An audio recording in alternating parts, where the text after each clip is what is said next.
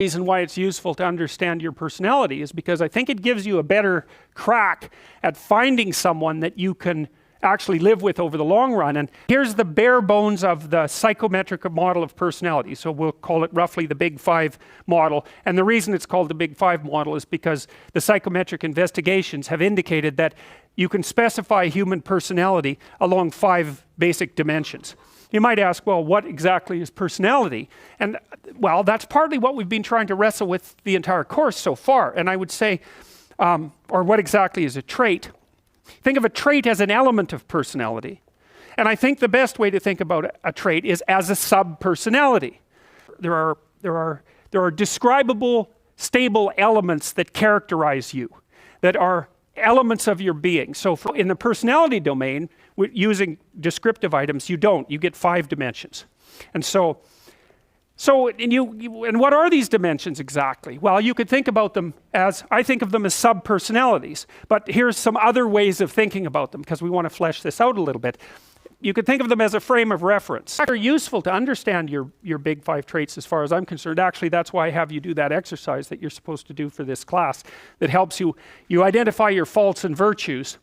And I use Big Five terminology to help you do that. So part of the reason it's useful to know what your traits are is because it can help you figure out how you should orient your life. Like, so for example, if you're high in extroversion, you know, you've got a proclivity towards sales, for example. And you're gonna like occupations where you have a lot of opportunity for social interactions and social networking. You're not gonna be happy if your job requires you to sit alone for extended periods of time and work in the absence of social interaction. You're going to be one of those annoying people then in one of those offices that instead of sitting alone in their office is going from doorway to doorway, engaging everyone in conversation, right? So, and you want to be in a position that capitalizes on your traits, because it's really difficult to work contrary to your traits. Here's a good question for you to decide whether you're extroverted or introverted. It's pretty straightforward, because that's the first major dimension question. Does being around groups of people make you energetic, or does it exhaust you? And if you're the sort of person that, you know, will go to a party and interact with 20 people, and then you have to go home and be by yourself for like 2 weeks, then you're introverted. Introverts are exhausted by social interactions. Extroverts are the opposite. They're energized by social interactions. And you know, you might be in the middle, so that you can take it or leave it with regards to social interactions, but you're happy to go to them and you're happy to spend time by yourself. But a real extrovert, there'll be some of you in here. How many of you can't stand spending time alone? Okay, so there's only 2 that will admit it. Extroverts are more likely to admit that sort of thing too, by the way. And how many of you like to spend time alone or would rather be alone? Okay, so there's a preponderance of introverts in this class, by all appearances. But that's a pretty canonical question for extroversion versus introversion. It's a very stable trait, by the way. It manifests itself early in life, and it's stable across the age span. Not completely. Introverts can learn to be extroverted, extroverts can learn to spend time on their own. I think that actually your capacity to expand your ability past the initial constraints of your biological temperament is something like the development of character or wisdom. You know, so if you're an introvert by nature and you learn how to be extroverted, then that expands your domain of competence. And if you're extroverted and you learn to be introverted, the same thing. But it's almost like, imagine a distribution of introversion here, extroversion here, a normal distribution. You're set when you're young at somewhere along that distribution with some range around it. And I think what you do as you mature, if you develop your skills, is you expand that range, but you're set, the place at which you're set doesn't move that much. So, okay, so you can think about them as sub-personalities. You can think about them as frames of reference. So frame of reference would be something like, well, since you're extroverted, you value being with people. And so you're going to look at the world. For example, if you're extroverted, you come into a room like this, you think, oh, look, it's a whole field of opportunity for social interactions. And if you're introverted, you think, well, maybe I'll go sit up in the corner and hope everybody leaves me the hell alone. But so it's an a priori set of perceptual structures that you bring to bear on a whole sequence of environments. So for example, maybe you're high in openness versus low in openness. That's the creativity dimension. People who are high in openness tend to be artists and entrepreneurs. And open people will look at other people as opportunities to engage in interesting intellectual conversations. And so you can tell when you're talking to someone open, especially if they're very high in openness, because they're going to want to talk to you about ideas or about aesthetics. That's what it's going to go right away. So that's how they view you, as a source of that sort of conversation. That's how they view the landscape. Someone who's high in neuroticism, which is a negative emotion dimension, is more likely to view the world as a place of threats to be protected against, because they're more anxious and more prone to emotional pain. So anyway, so that's the frame of reference issue. So there's something about your underlying fundamental psychological traits that determine, or influence at least, your value structures, and they do it at the level of perception. They also tend to set your goals. So extroverted people have as one goal the opportunity to engage with other people. So extroverts love parties. They live for parties. They love to tell jokes as well. That's a very good behavioral marker of extroversion. And so because they value those sorts of things, they set them as goals in their life. Or you could say the extroversion operating within them sets them as goals within their life, depending on how deterministic you want to be about it. So their patterns of behavior, that's another, at a micro level. You know, I showed you that sort of hierarchy of value / frames of references that ranged from micro behaviors up to high order abstractions. You can extract out personality by looking at people's micro actions as well. And one of the papers that I want you guys to read that's on the course website has to do with our investigation into behavioral markers of the big 5 traits. Yep.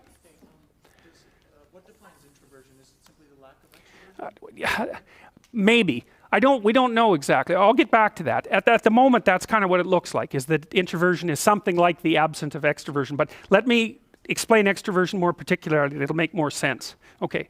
All right. So you can think about them as stable motivations. So for example, people who are high in agreeableness, I can generally tell people who are high in agreeableness when they come into my clinical practice and I start asking them about their biography. Because my experience has been that people who are agreeable will tell you their biography defined by relationships they've had over their life. So agreeable people are high in compassion and high in politeness. It looks like the maternal dimension. It looks like the pair bonding dimension, something like that. And so agreeable people tend to characterize their lives in terms of the intimate relationships they've had. And so those are also people who would value an intimate relationship over anything else, if agreeableness is the uppermost trait that characterizes their personality. Then, well, systems of values, we already talked about that a little bit. The higher you are in a given trait, the more you value certain opportunities that are associated with that trait. And so I think it's worthwhile thinking about traits using all of those different conceptual schemes to understand what constitutes a trait. But what people are, in some sense, is a little melody of traits. Melody, not M-A-L-A-D-Y, although some people are like that, but melody like a song, you know, where different amounts of each of the canonical traits operate to a different degree at each person, and the person that manifests themselves is the panoply of those traits as they manifest themselves in the world. And so some traits. The other thing that's worth thinking about too, we're actually building a computer app for this, which has been about 80% done for a whole year. We've got a hypothesis that we're still working out that's supported to some degree by the relevant literature. So imagine that you're looking for a stable partner, right? So you might think, well, what do you want in a stable partner? And at least in principle, one of the things you don't want is too much mismatch between you and that person on the 5 fundamental dimensions. So for example, if you're really extroverted and you have a really introverted partner, you're going to engage in continual conflict about how much social activity the two of you should subject yourself to.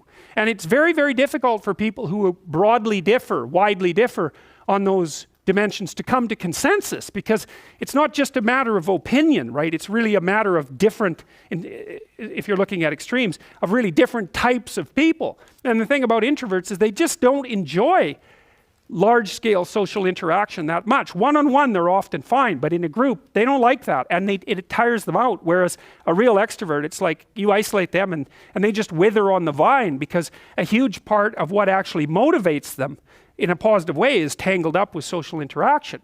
And so if you're an agreeable person and you have a particularly disagreeable partner, you're also going to run into problems, because the agreeable person will say whatever you want, whenever, and the disagreeable person will say, well, I'd like to know what the hell you want for a change, and be much more harsh and much more demanding in the situation. And the agreeable person is going to find the disagreeable person harsh and unpleasant, and the disagreeable person is going to find the agreeable person wishy-washy and unable to stand up for themselves. And again, that's actually one of the primary sources of tension between men and women, because women tend to be higher in agreeableness than men. It's about half a standard deviation, which is quite a large difference by psychological standards.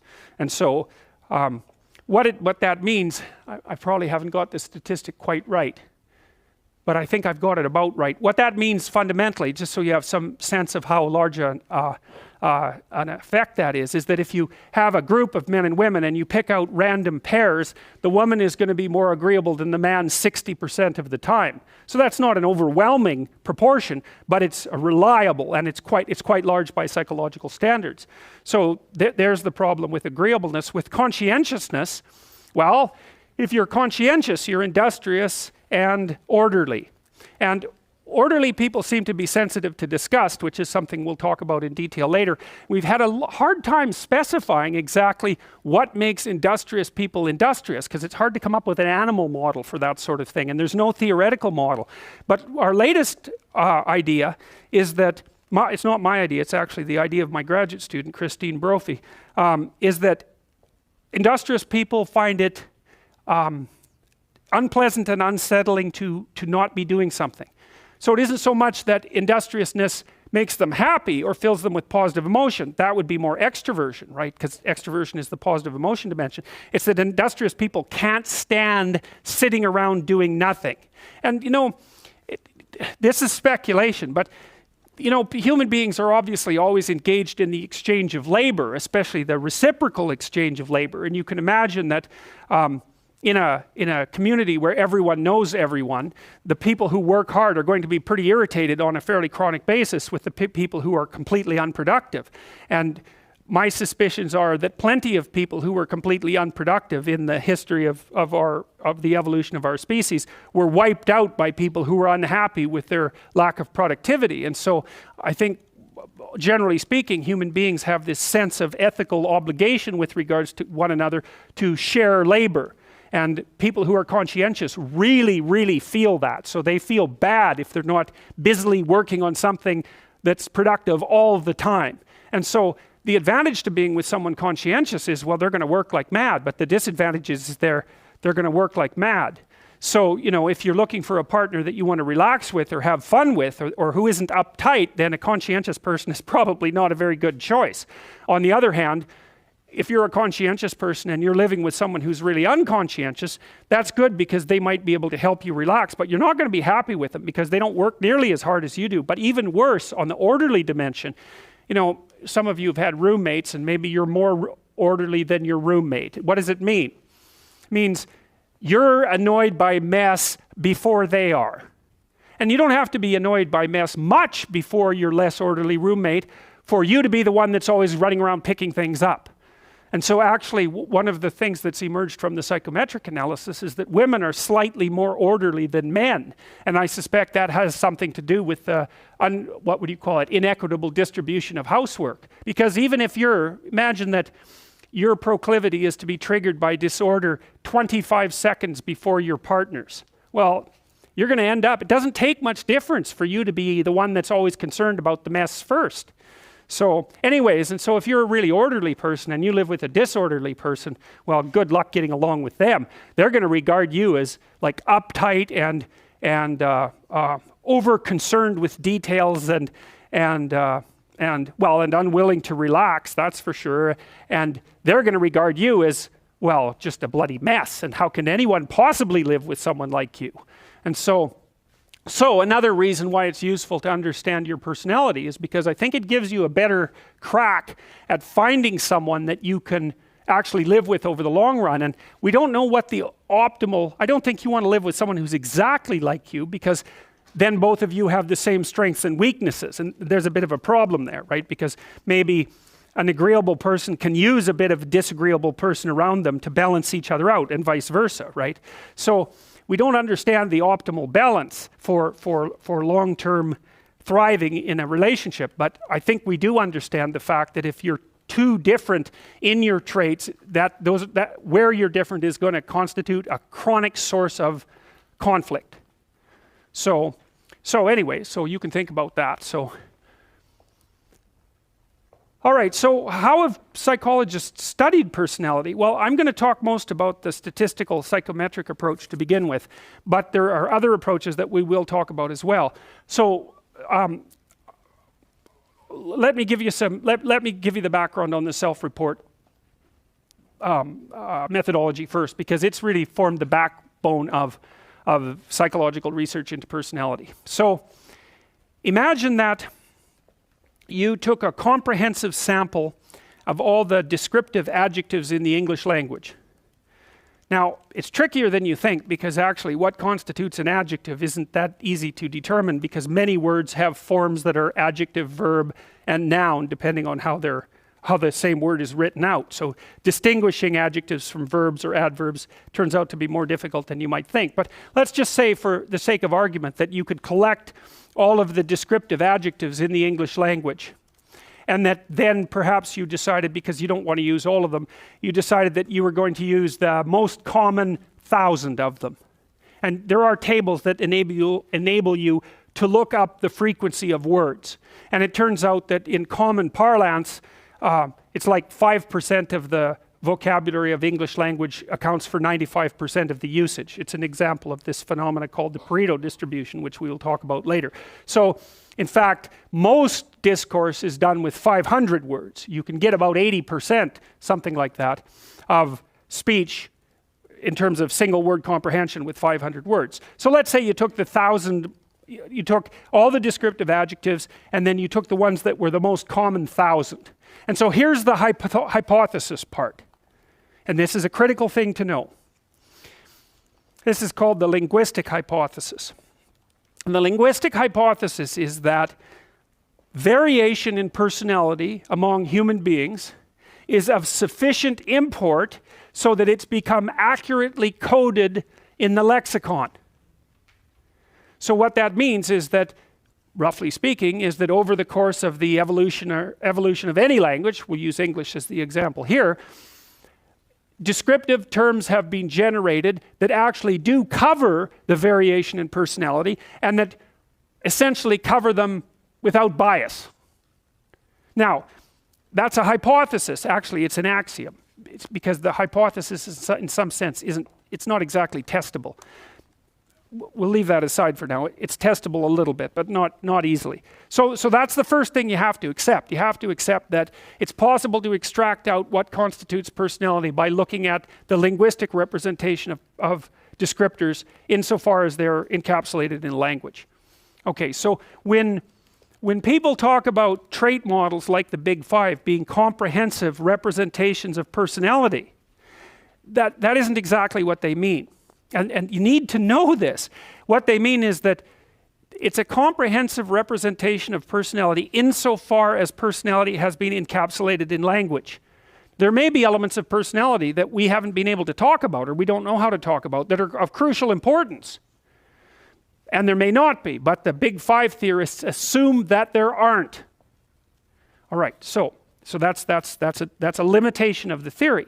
But if you accept that, then you say, well, the first thing you want to do is take a relatively random cross-section of the descriptive terms, because then you don't introduce bias into the initial stages of the inquiry. So, Matt, I'll tell you something that we did recently, and you can tell me what you think about it. It's analogous.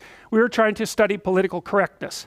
And so the first thing we were trying to figure out was, is there even such a thing?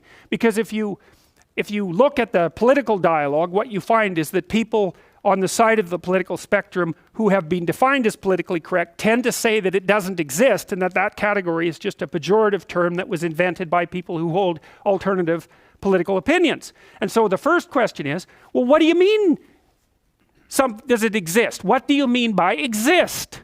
How do you tell if a psychological concept is real? Like, is anger something that exists objectively? Is it an objective phenomena? Well, it's not that easy to determine. You say, well, we act like it is, and we understand what anger means, but no one goes around in the world and says anger, you know, without saying anything else, or you'd run away from them, you know. What they do is they place the word anger into a sentence and place the sentence within a conversation, and they enable you to infer exactly what they mean by the word anger by listening to the surrounding context, right? And if you're going to turn that into something like an objective term, what you do is you pull out the term anger, and then you make the hypothesis that it represents something real in the objective world. But it's not that easy to determine if something does exist, especially if it's a psychological phenomena, in the real world.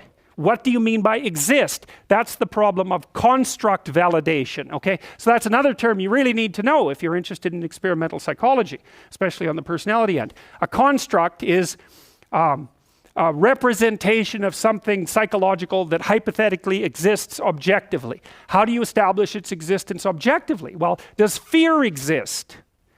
No, you have the problem with all the emotional terms. Does joy exist? Does surprise exist? Does embarrassment exist? Does guilt exist? Shame? How are they related to one another? Guilt and shame, for example, seem quite similar to one another, right? And pain and fear and anger all seem to share the attribute of unpleasant and negative emotions. And so if something exists, it should be the same as some things and different from other things. And that's part of construct validation as well, to specify how the construct is the same as some things and different from others. Anger should be reliably distinguishable from joy, for example, because otherwise they're not different. And anger and fear should be somewhat the same if they're both negative emotions. And so it's extraordinarily complex to validate a construct. And so here's what we did with political correctness. And the reason I'm using the political examples is because that's an obvious place where self-serving bias can enter the scientific arena, right? So if I wanted to make a point about political correctness, or if I wanted to make a point about right-wing fascism, I could build my biases into the measurement instruments accidentally, and then they would produce as output what I put into them as input. And I want to protect myself against that if I actually want to do the scientific investigation properly. So what we did when we started to construct our measures of political correctness was employ a number of people to go through as many news sources as they could get their hands on to identify any attitude or behavior, roughly that had been described by anyone at all as potentially politically correct. So it was kind of agnostic. And we were trying to do it as randomly as possible, you know, to get as many news sources as we possibly could, so that we were sampling across the environment without bias. Okay, so then we came up with, I don't remember how many, couple hundred, maybe more, couple hundred items that were roughly indicative of what you might describe as political correctness. But that's not good enough, right? Because just because you have this random assemblage of items doesn't indicate at all that they're all measuring something that was similar. Right? That's just implicit. They're all called political correctness, but you don't know if those attitudes co-vary. And what that means is, if you held one attitude of that list, were you more likely to hold another or multiple others, right? So does the conditional probability of holding multiple items, is there a high probability of holding true multiple items simultaneously? Well, you figure that out with factor analysis. So what we did is we turned that into a questionnaire using different question types, and we administered it to several hundred people, and we did a factor analysis, and we found actually that there was such a thing as political correctness because the questions clumped together. People would reliably answer them in a patterned manner, but that there were actually two dimensions that were quite separate. So there isn't one political correctness, there seems to be two. And then we looked at the personality predictors and the IQ predictors and a variety of other predictors that would enable us to come to some understanding of the temperamental proclivity towards those political attitudes, if any. We knew already that political conservatives tended to be low in trait openness, that's the creativity dimension, and high in trait conscientiousness. Whereas political liberals tended to be high in trait openness and low in conscientiousness. And so one of the things that's extraordinarily interesting to know from a Big Five perspective is that your political proclivities are very powerfully influenced by your temperament. And so one of the things you can think about with regards to ongoing political discussions in the real world is that those discussions are actually attempts by people of different temperaments, one, to impose their temperamental viewpoints on the world, and two, to engage in a dialogue with people who are actually quite different than they are. So like conscientious people, like they value hard work, rules, order, reliability, integrity, and structure. And so they're dutiful. We analyzed what predicted military performance, for example, in the US Army. Overwhelmingly conscientiousness. It's not surprising, right? Because it's a very structured, rule-ordered, top-down, follow procedure sort of endeavor. Now, the armed forces had problems with that to some degree because they were also simultaneously looking for people who could think independently on their feet. Because if you're in a battlefield, for example, especially if you're isolated from your command structure, there's going to be times when you have to make extraordinarily difficult decisions on your own. But if you're selected primarily for conscientiousness, that's not going to be your forte, because if you're a conscientious person, what happens is that you enter into a contract with someone, even yourself, and then you carry it out. So now we've also spent a lot of time selecting entrepreneurs. I work with this company in California that has started schools for entrepreneurs in 160 different countries all over the world. The guy who started this, whose name is Adeo Resi, he's an absolute monster. The guy started, he started all those schools in 5 years, 165 schools in all across the world, 8 different languages. And we've been screening people for entrepreneurial ability. And if you're going to be an entrepreneur, you almost have the opposite profile as a soldier. You're very high in openness and you're lower in conscientiousness, or at least conscientiousness is irrelevant. And the reason for that seems to be that, like, if you're an orderly person and you like to follow procedures and rules, it's kind of hard for you to start a company, because when you first start a company or engage in any other creative process, because entrepreneurs turn out to be the same as artists, you kind of have to, you're not operating within a rule-governed structure. In fact, there may be many times where you have to break a small rule to move properly at a higher level of analysis. There's no algorithmic way of generating a new company, right? Obviously. And so it's people who are very high in openness who happen to be good entrepreneurs. And so this is something I thought was extraordinarily cool, because we'd also already known what predicts managerial, administrative, and academic ability. And IQ is crucial for any complex job, so we'll just leave that behind. But what predicts academic ability, for example, at the University of Toronto, is intelligence, obviously, but also conscientiousness. The correlation between creativity and grades at the U of T is 0. Right? But it's not surprising. The thing is, it's easy to be cynical about that, but one of the things you have to understand about creative people is that they continually step outside of the domain of evaluation structures. Right? Because if you're going to say you're going to evaluate the performance of 100 professors on their lecturing ability, well, you kind of have to measure what's common across all the professors in order to come up with the standards for evaluation. Well, that means you're not going to be able to use that structure to evaluate a particularly creative professor, because he or she is going to do something in a way that's so different that it won't show up on the evaluation measure. And of course, that's what happens in universities, Somebody sent me, a couple of days ago, somebody sent me an essay that they had written for their master's thesis that was wildly creative, and they were basically told to leave the program and that they couldn't continue. Not in a mean way. What happened was that what they were thinking was so outside of the conventions in the discipline is that no one had any idea what to do with the essay. So then that's really the lot of creative people, right? They're always stepping outside of evaluation structures. And so it's not that surprising that the relationship between creativity and grades at the U of T is 0. We found out as well, by looking at graduate student performance across multiple institutions, that there was a negative correlation between creativity and graduate school performance. It wasn't even 0, it was worse than negative. Being creative was negative. And you think, well, that could make you cynical as well, but you can't be cynical in that way, because one of the things that happens in science is that science tends to progress incrementally rather than in great leaps. Now and then someone comes along who blows the structure out of a science and advances it ridiculously like Einstein, but like most people aren't Einstein, and maybe thank God for that. Most of the time, you're in a discipline, you understand the discipline, and then once you've developed understanding of the discipline, you know what the next micro question is that should be answered. And part of the reason that science is so powerful is because it allows people who aren't genius level creatives to make real advances in the generation of knowledge, one tiny micro step at a time. It doesn't matter if there's 100,000 people doing it and each of them is making a micro step, man. We're zipping along as fast as we possibly want to zip along. And so it turns out to be conscientiousness that's the excellent predictor of graduate student performance. That's the best predictor for law. It's the best predictor for managerial positions. It's the best predictor for administrative positions. Anything that has a structure of rules that needs to be applied, conscientiousness is a great predictor.